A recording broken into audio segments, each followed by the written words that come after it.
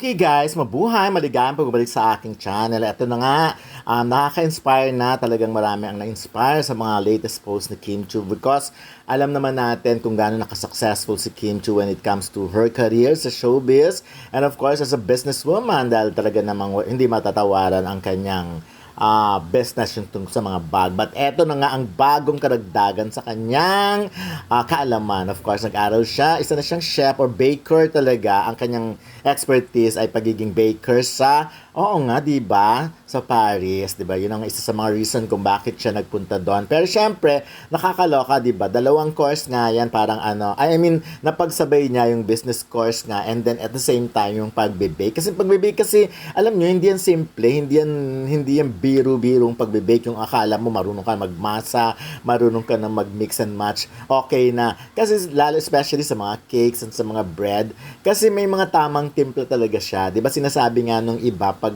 nagkamali ka lang ng lagay, nagkamali ka ng timpla, nag-iiba na yung lasa, nag-iiba na yung itsura. So kailangan perfect. At nakita nyo naman, Michelin 2025 ang pinag-aralan kaya sure agad. Alam mo, nakakatuwa sa comment. Talagang ngayon pa lang sa mga social media, lahat ng kanyang social media, parang gusto na agad matikman ang tinapay ni Kim Chiu. Parang ngayon pa lang pinag-aagawan na, gustong-gusto na nilang makabili. Pero syempre, matatagalan pa. Hindi naman matatagalan, pero syempre lahat yan pinag-aaralan niya. Hindi, pero nakakabilib siya, no? Grabe, paano mo na pagsasabay-sabay lahat ng mga ganap mo sa buhay? Can you imagine from hosting to acting to business and then nag-aral ka and travel, and nagbablog ka pa at napakasipag mo pa sa social media. Kaya naman pala, yung 3 weeks na yun, medyo diet na diet. But this time, binubusog naman niya ng gusto ang kanyang mga fane, ang mga Kim Paulandia. So, hindi ako mag-aaral, pati pag-florist, alam niya na rin, di ba? Lahat yan, kaya niya nang gawin sa buhay niya. So, nakikita natin kung how productive si Kim Chiu. Very productive siya when it comes to, hindi talaga siya na tumitigil sa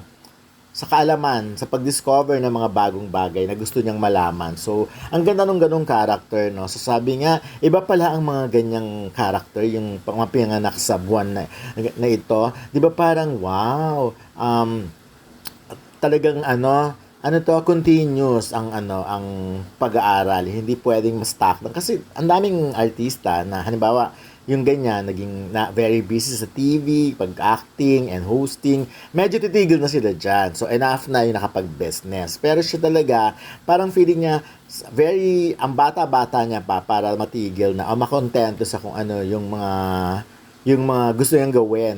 Wala siyang contentment when it comes to pag-grasp ng mga kaalaman. So, nakakabilib yung ganong character kasi ang dami nating nakitang sumikat, di ba? Pero, after sumikat, yumaman, pumasok sa ibang business and then nag-asawa, yung mga ganon. Pero siya talaga, napakarami niyang gustong gawin. Alam mo, at first, no, dati kasi si Marian, nung ganun, sa simula, nakikita ko yung ganyan ang ginagawa niya. Yung nag-aaral siya, di ba gumagawa ng flowers, nagpe-painting, yung mga ganong tipo. At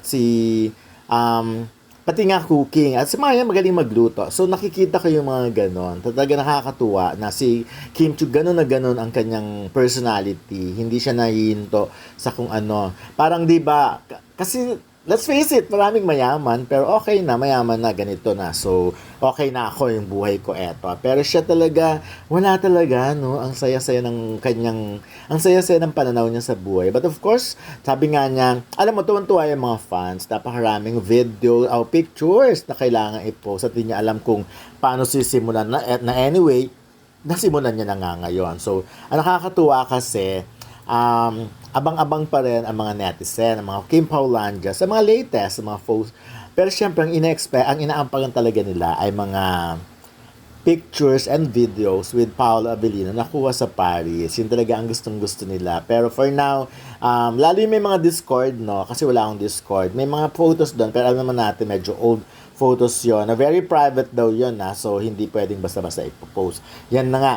So, for now, ako, nababasa ko yung mga comment ng marami na gusto na nilang matikman. And why not? Ako nga, syempre. Alam nyo, di ba alam naman natin, endorser siya ng bread din, ng mga tinapay. At siguro, yung mga ganung bagay, malaking influence talaga sa kanya. Kasi, feeling ko nga, ang ano kaya ipapangalan when it comes to halimbawa pag gumawa na ng sarili niyang halimbawa ng sarili niyang cake, 'di ba, si Kim Chu. Now wait, which is hindi ako nagtataka in the future kasi syempre 'di ba ang dami-dami nga nating binibili ng mga cakes at parang ganun kalawak ang mga gusto niya. Siguro mga or yung mga tinapay pa na gusto niyang gawin.